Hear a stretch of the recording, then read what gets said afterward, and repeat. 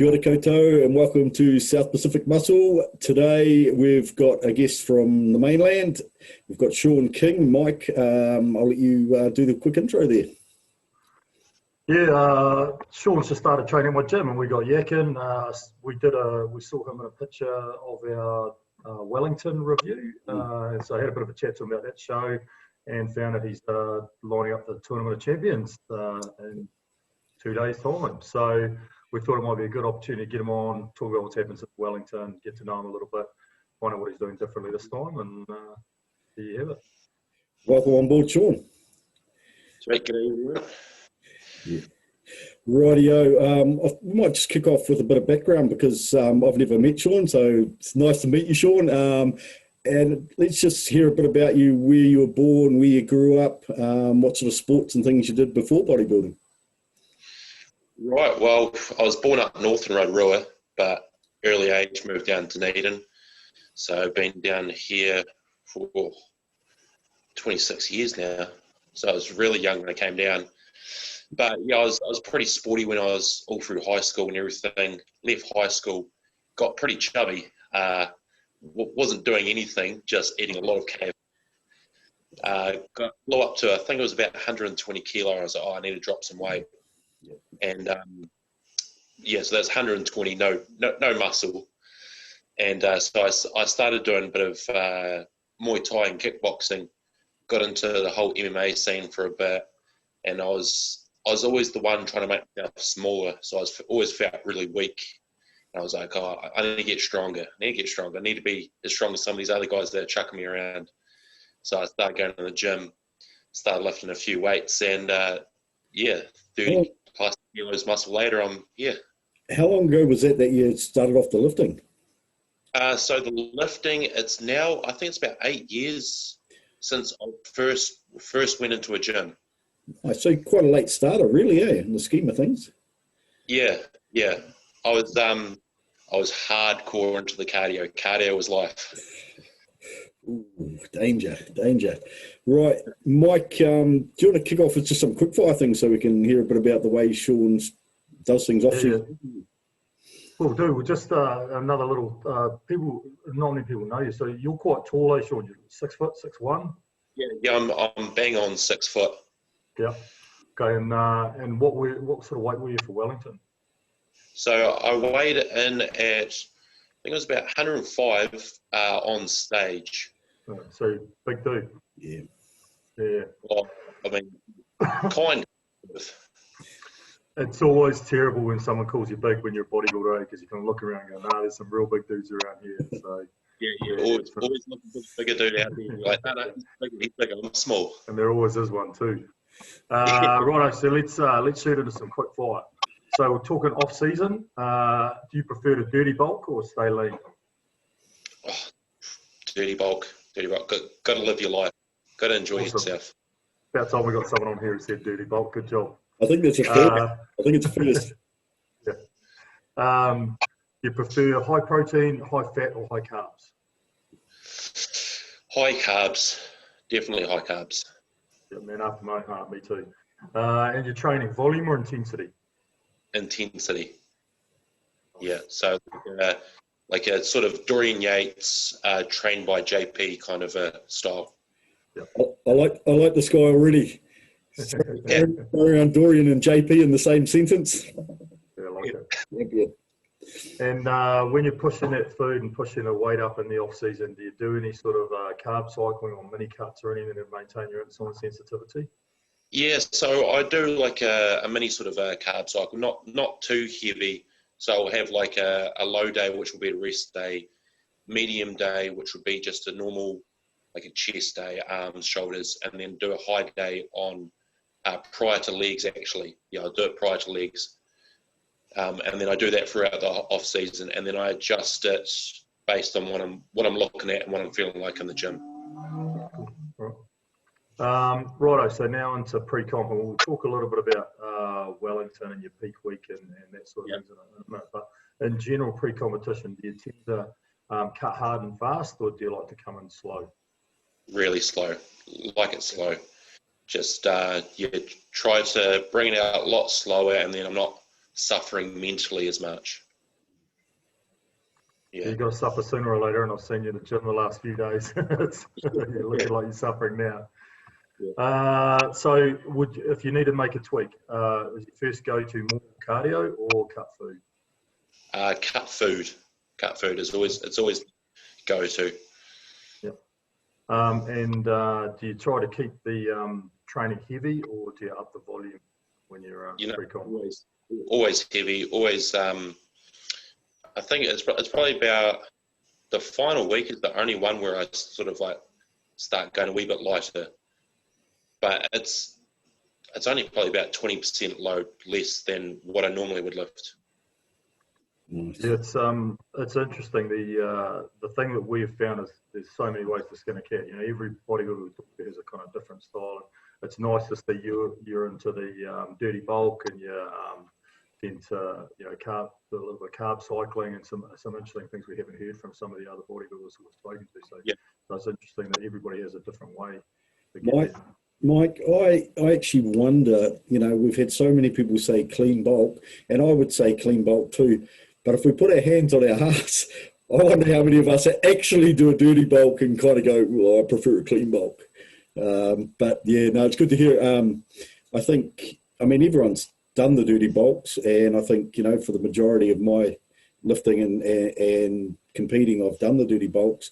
I think as I've got older, I've kind of shied away from that, and probably because, like yourself, I got horrifically out of shape without being in the gym, and I was sitting at 120 as well. And the dirty bulk scares me a bit now, to be fair. But I haven't had the chance to go back to a bulk since I lost the weight. So ask me that question in 6 months, Mike, and see if I'm as honest as Shaun is. There's a fair bit of talk. There's a fair bit of talk about what the best way to go is. I've been listening to Ferd, and he's saying at some point in your career, early on, maybe you have to dirty bulk just to put that size on. And it tends to be Instagram that stops people doing it these days. They try and stay a little bit leaner, so they always look good for the photos. It's tough further down your career to go, right, I'm going to get way out of shape and just put on so much weight. Yeah. It's always just fun. When you dirty bulk, you just look better in a shirt. Just don't take your shirt off. Love it. Hey, if you want to cut hard and fast, you can't afford to get too far out of shape either, right? If you're coming in slow, then it's not.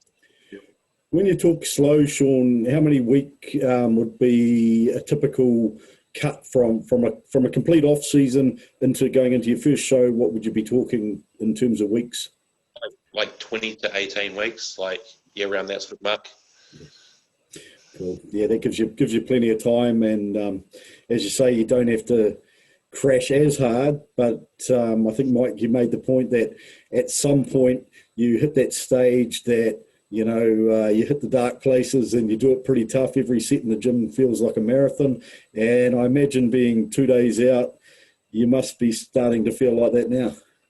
Oh, I've been feeling like that the last 2 weeks. Yeah, man. It's amazing, when you're not there, you kind of think, I can't wait to get there and to go do that and get myself in shape. And when you're there, you kind of think, why am I doing this to myself?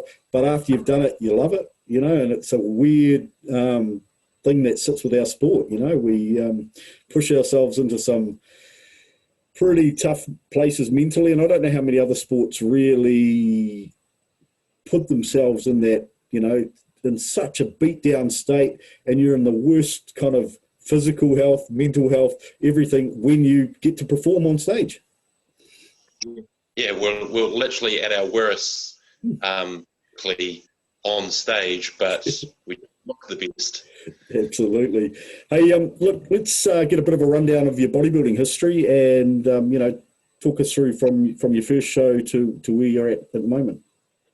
Yeah, so I think my first show was 2015 in NABA, the Dunedin South Island shows, and I entered in the bodybuilding there. I took first in my class, and then went to the overall and took first in the overall there.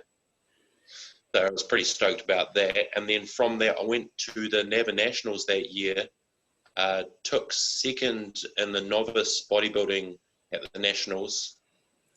I probably should have been a lot leaner that year, but coached myself, did it all myself, just took bits of advice from a few different people that I knew. And Mike was actually my first posing coach. I was actually going to ask Mike. You were judging around that time with NABBA. Were you judge? So you've seen Shaun initially at his first show. Yeah. And like, it didn't look like a first timer. He had really good size there. And when we're talking the big scheme of things, where you're at now and NZIFBB, you probably weren't lean enough for that first show, but you're in pretty good shape for that. I was pretty impressed. I don't know how much I helped with the posing, but that's it. Oh, it was good. It was good. I knew how to do a front double bicep, and that's about it.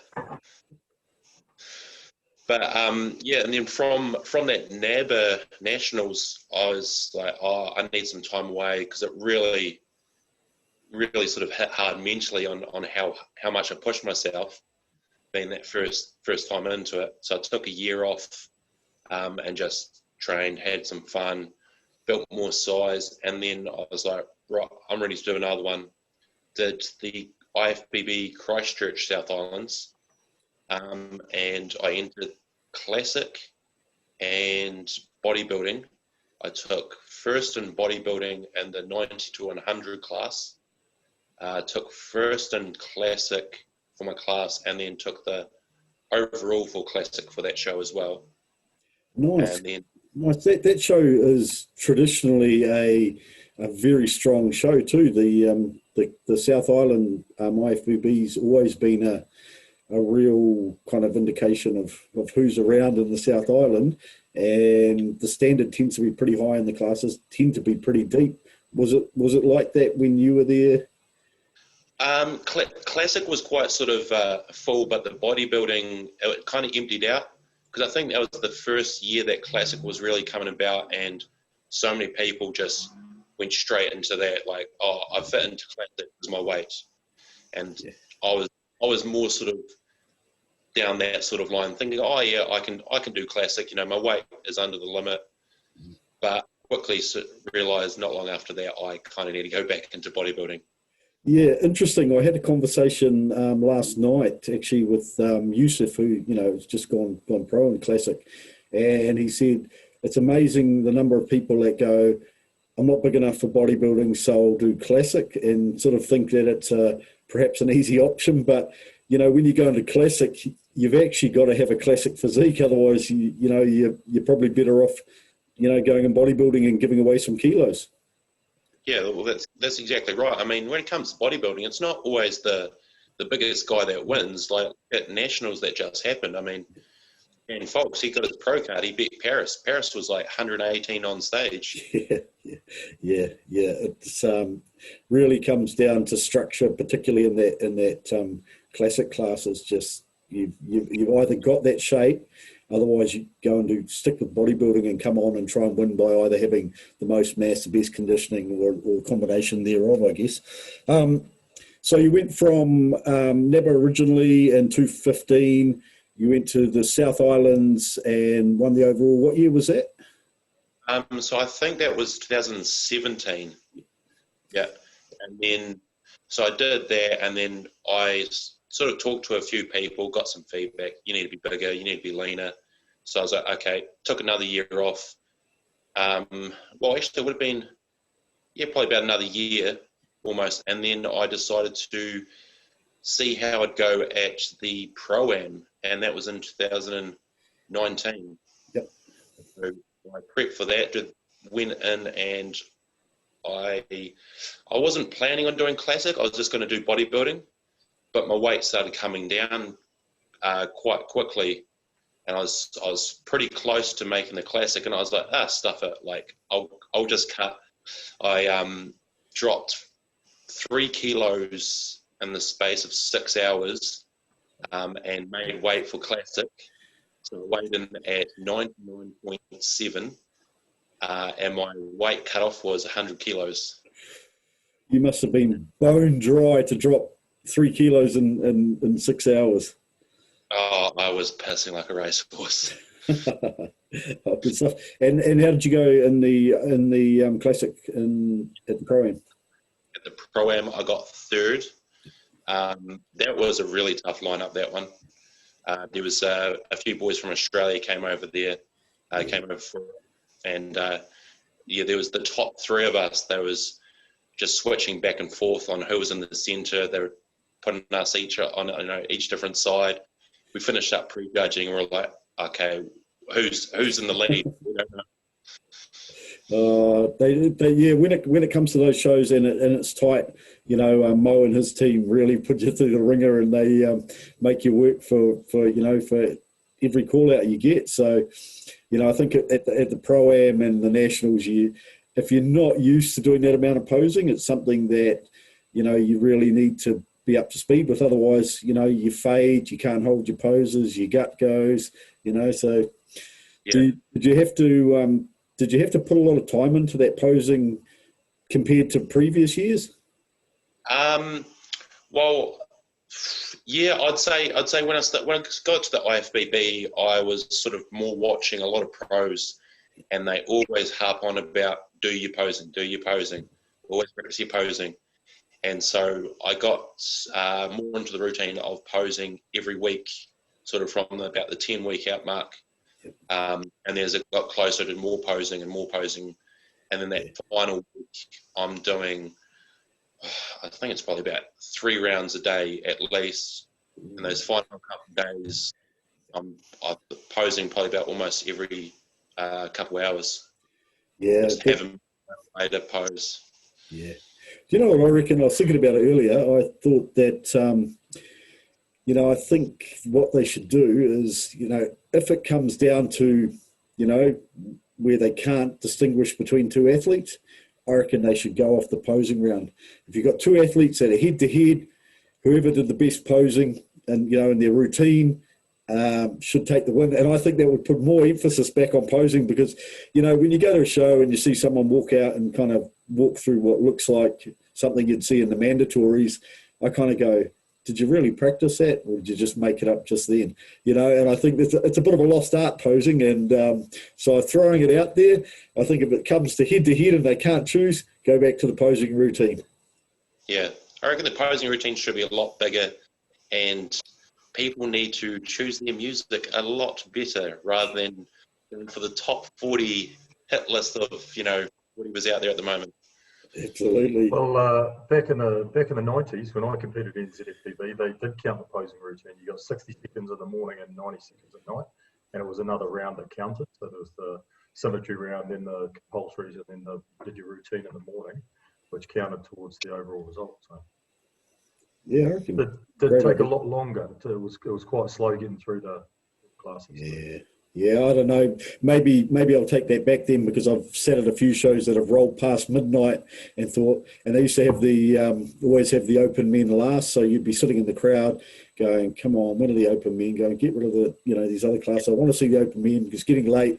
And then you sort of think about it and think, those poor bastards sitting out there waiting till after midnight to get on stage. So maybe the idea is not going to float, but worth a thought anyway.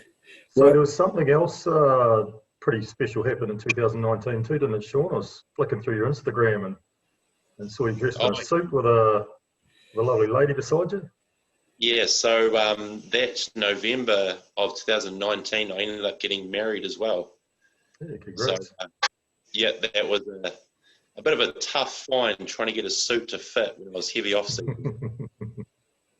Yes. I think the pro tip from Anthony and Jordan was get married after a show, because you can just focus on the show and let your better half sort out the wedding, and then you come in and your head's not like a soccer ball when you're in your wedding photos. But if you do the Pro-Am, it doesn't work like that. Right, so we got through the Pro-Am, then you went through, and your last show was Wellington. So Wellington, which was in September, I think it was, September.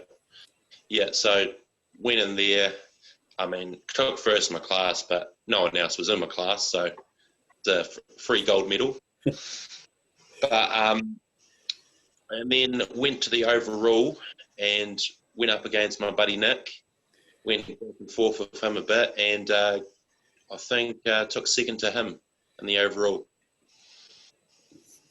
What we saw when we looked at that review was he had pretty good conditioning. You know? I think he's got a few lagging body parts. Probably overall had a lot more size than him and potentially better symmetry. Just he looked, well, his condition was a little bit better. So, and chatting to you in the gym, you said you'd kind of messed up a few things. So, sort of what went right, what went wrong, and what have you changed coming in this time? Yeah, so leading up to that show, I knew I wasn't always going to be the leanest one. That's something I'm always working on, trying to become leaner. So I knew I had to be dry and just play the cards the best I could. And I was loading up that night, and I was going back and forth with the wife and looking in the lighting in the hotel, and I was just like, no, I'm looking mint. I can win this show. This is the mint conditioning. No, I'm going to win this. And I was like, no, what will make it better? I'll drop a sneaky wee diuretic and I'll tighten up just a wee bit more. And so I did that, and then woke up in the morning and everything just fell apart. I was eating, I couldn't fill out anymore. I was just flat. Nothing was changing. I had, a muffin. Had I think about 2 chicken and rice meals. I just couldn't change anything. It's too far gone. I even tried having some. I think I had about a litre of fluids, and nothing was changing. It's a hard one, because, like sometimes, I mean, you've got to be in shape to start with. If you're out of shape and take diuretic, it's not going to make a difference anyway. But, sometimes a diuretic can absolutely make you just $1 million on stage. But it's a real crapshoot, you're kind of 50-50. And like you say, when it goes wrong and you go flat, there's bugger all you can do about it. You can put as many carbs in as you like and try and put the fluids in, but it's almost like the time frame's too short to pull back on it. Yeah, and then on top of that, I mean, I'm looking in the mirror and I'm stressing, and that's not exactly helping at all. Yeah. I mean, I know it's a little bit of it's very subjective. Do you think, how much did it affect your condition? Do you think you would have been in with a shot of beating Nick on condition, or the combination of size and condition would have been enough if you had the messed So it? I reckon it would have still been pretty close. Nick still would have outdone me in conditioning. Like, the photos don't do any of the justice. Like, seeing him backstage, I was just like, shit, like, you're looking mint. I was kind of hoping he would win Classic and just piss off out of the ring. But, it still would have been super, super close between me and him in that overall again. And it could, if I had done it right and everything turned out mint, I could have gone either way. But Nick was the clear winner on the day. So this time round, what have you done differently in terms of your prep in the last week last week or two, actually, really, coming into Tournament of Champions versus what you did coming into Wellington? Well, food's lower. So I was playing a bit of I don't want to get too flat for the Wellington show. Like, I want to try to play the size game with whatever size I've got. And then coming into this one, I was just stuff it. Right, let's get flat. Let's just do what I can, bring as much conditioning as I can in the short time frame I got, because I had a lot of work to do. Yeah. And then diuretics are in the bin. They're gone. They don't. So what? Just want to talk us through what your last week looks like for, because there's people out there that haven't prepped for a show. There are people out there that, may have done a show but didn't really know what they're doing in their last week. Do you want to talk us through what your last week looked like in terms of food, cutting carbs, when you're going to cut water, if you're going to cut water, if you're playing with sodium, etc.? Yeah, so my carbs actually came down in the second week out. They came down to about 15 grams a day. And I did that for 4 days. Yeah, I did that for 4 days. Stack that on top of work and not pleasant. And then from the Monday is when I didn't go heavy on carbs, but I bumped it up to 300 grams of carbs a day. Just all clean sources, just rice and oats. Stuff that I know that I can digest. There's nothing getting chucked in because I've seen someone else do it. It's all stuff I can digest. And then I've just been doing that each day and just nothing, no extremes. If I'm still getting flat, still 300. I'll adjust that on the Friday with maybe a wee bump of extra food. I'm not risking anything just yet. Yeah, cool. Do you feel like you're filling up through the week? I mean, 300 grams isn't a lot for a man your size, especially being so low for so long. Your muscles sort of feel like they're filling up and you're getting a bit harder, or? Yeah. So I'm noticing the upper body is really filling out quite quickly. The legs, they flatten out overnight, but after, I'd say, I think it's about 4 meals, they're coming alive.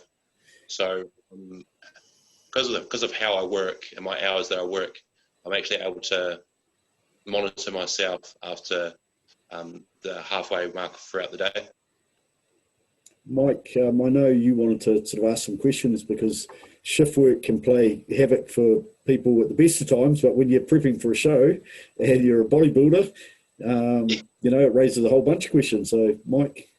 Yeah, I just thought it might be useful to people who either are working shift work themselves or start making excuses about not being able to cardio or not having energy for the gym, to hear a little bit about how you structure your day and still manage to get your cardio, your meals, your training, and your sleep, and enough sleeping. Yeah. So my day starts at 1 in the morning, 5 out of 7 days a week. And pretty much I'll wake up in the morning, I will get my morning weight, so straight in the bathroom, morning weight, I record that down, I record my morning weight every day. I'll go do 1 round of posing, and then I'll get dressed, jump on a bike, because I've got a stationary bike at home. I'll do 15 minutes cardio, I'll cook a meal. Is that low intensity or hit cardio? Or? No, just low intensity. I mean, heart rate will get into just under 120. Quite hard to get a lot of get your heart rate quite high at that time in the morning. But I just do what I can, push as hard as I can, and then make my first meal. I eat that, and then I'm off to work to start work at 2 a.m. So I do all of that stuff in about the space of 40 minutes of the posing, weight, cardio, food, and I have 1 meal packed for when I go to work. Because of the job that I do, I'm a professional baker, and I will work until 7 in the morning when I get my first break, my first and only break, I should say. And I'll have a meal then, and then I'll carry on working until the job's done, which normally would be 10:30, but the last couple of weeks I've been working till 12:30, and then I'll get home, jump on the bike again. As soon as I get home, I'll do another half an hour of cardio. So you have a meal before you go to work, and you have 1 in the middle, and those are the only meals you eat over that period of time? Yeah, that's the only food that I'll eat there. Ooh. And I'm baking. Yeah, I'm baking for that. Yeah. I don't know if I could go 5 or 6 hours between meals like that. Oh, it's all been built up. Like when I was first sort of doing it, it was quite hard, but I've been able to push myself to be able to last that 5 hours. Like it used to be, I'd get 3 hours. I'm like, oh shit, I can feel my blood sugar starting to drop. Now I'm kind of either my body's adapted or I'm just ignoring it. But on 15 grams of carbs a day, you're not going to eat much blood sugars anyway. Yeah, and it's all in that first meal. Wow. 15 grams of carbs, and all you can smell is bread, baking and things. Yeah. It'd be all over for me. Cool. Okay, so I guess, you've kind of probably got as difficult as it can be in terms of work structure from my perspective, because I'm a 9 to 5 kind of guy. But obviously, you can adapt. You've managed to work your way around it, and looking to bring something better than what we've seen before on stage. So what I'm quite keen to do is just have a look at your Instagram, and then get some commentary on some of the older photos, and go from there. So if you guys bear with me, I'll just bring that. Okay, so here we've got Shaun's Instagram. So if you want to follow Shaun, I'm Shaun King, IFBB wannabe. I don't know if I'd call you that. I think you've surpassed the wannabe status. There's details up there. I've pulled up a couple of photos. So here's an old one. What was this? What show was this at?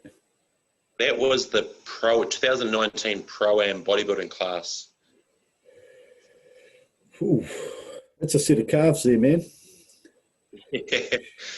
Yeah. Yeah. So that was me at 99 kilos. Any hints or tips on those calves, or are they just more natural than anything else?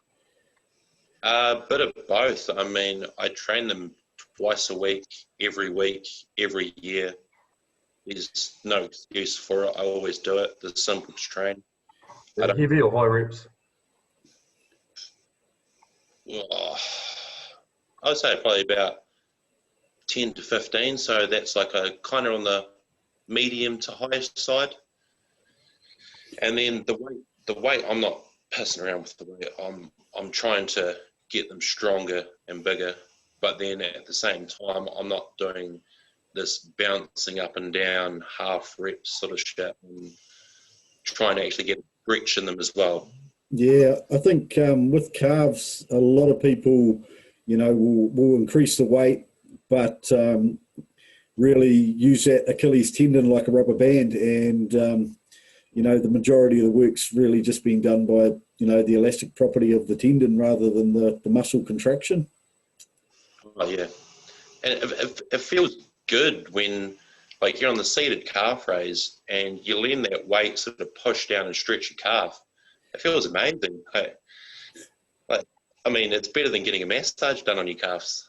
Yeah. I think it was Justin Compton said to me that between sets on calves, he would stretch for over a minute for between each set on his calves. So I think there's something in that stretch in terms of growing your calves. I think because they tend to be, really thick in terms of the fascia around them. So whether that restricts the growth and you need to stretch them to allow them to grow, I don't know. But it seems to do something anyway. Yeah.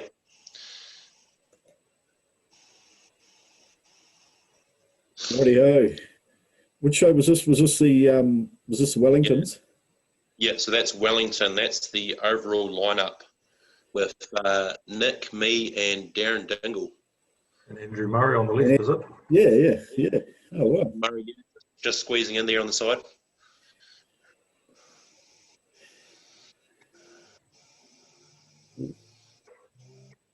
So you can see that you've definitely outsized them, especially through the legs, and you're much taller. So Yeah, a bit of... I'm about an inch and a half taller than Nick. Yeah, there's not a lot in that, is there? Really? Yeah, so you'll notice that Nick, he's in love with squeezing his abs in every chance he can get. Oh, well, if you got it, might as well flaunt it, eh? And here we have you commenting on the eternal battle that us bodybuilders have, trying to shave those masses of hair that seems to grow from everywhere. But this photo was put up about 2 weeks ago. Is this 2 weeks out, 3 weeks out from the show? Yeah, so that would have been delayed. So that's probably 3 weeks ago. Because I'm always like, I'll take a photo, and I'm like I'll sit there, I'll look at it, and I'm like, oh nah, I don't think it's good enough. And then I'll come back later, and I'm like, oh, actually, that's not too bad. I'll upload that. We're our own harshest critics, aren't we? I think. Yeah. Hey Nate, can you jump back onto his main page? Right down to the first photo he posted. Having a little look, they go right to the very bottom, right to the bottom, all the way down. Anyway. There you go. That's the one. That's the one on the bottom right.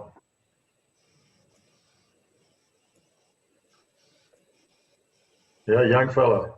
Yeah, that's me when I very first started. Is that in that posing room at any time? No, so that's Snap Fitness. That was my very first gym, was Snap in Dunedin. They see pretty big wheels right off the bat, eh? Yeah, I was always had a wee bit of legs there. They grew very quickly. Like I think in my first year I went from a 60 kilo squat up to 180 for 10. Wow. Wow.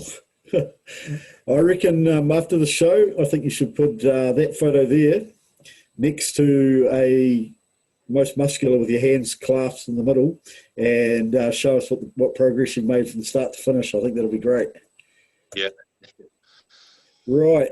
I guess, before we end this off, it'll be really good because I know going into the show, you'll have a ton of people that have supported you. You might want to give a shout out to them. If there's any business interests or anything you want to promote, to yell out to, floor's yours, man. Well, I think the main thing here is really thank my wife. The absolute shit show that I put her through with my dieting and dedication to the gym. Her cooking my meals when I've just been absolutely ruined. Her supporting me. I mean, most people know this, that their partners just absolutely support them. All bodybuilders do this when we get in a prep. We start getting emotional at times. I mean, I've broken down and had so many cries, and she always is there to support me. So, I mean, big shout out to her. And then all my mates that know that when it comes prep and I shut down and Shaun disappears for a bit, they'll always welcome me back when I come out of it. And then big thank you to people at work that don't give me too much shit because all I hear is chicken voice. Oh, nice. And what gym are you training at the moment? Are you at Olympic as well? Yeah, so I'm out at Olympic. I've just started up there. Great gym, actually. Yeah. Has plenty of heavy weight, which I can use. Yeah, big shout out to the Olympic gym, actually, in Mosgiel, because every time I'm down there, I get to go in there, and it is a fantastic facility. So you're really lucky to be able to prep in a gym like that. Pretty jealous. Look, anybody watching, if you're coming down to Dunedin, give us a shout. Always keen for a train, Shaun. Or if you want to lift some heavy weights, you can train with Shaun. If you want to just have a pump, you can come train with me. Dumbbells go up 80 kilo, and there's not many of those in New Zealand. Yeah. Right. Hey, thank you very much, Shaun. And look, 2 days to go, man. So we wish you all the very best. And I know this time round, you're using your head. You're going to be sensible, nothing drastic. So we really look forward to seeing how you go. So all the very best from us at South Pacific Muscle. And for all the other athletes that are competing at Tournament of Champions, have a great show. We look forward to watching that, and hopefully we can chase down Shane Hunter and do a review of that post the show. So once again, thank you very much, Shaun. And thanks, Shaun. Much appreciated. Cheers for that, guys. No worries. Right, people, we will see you next week.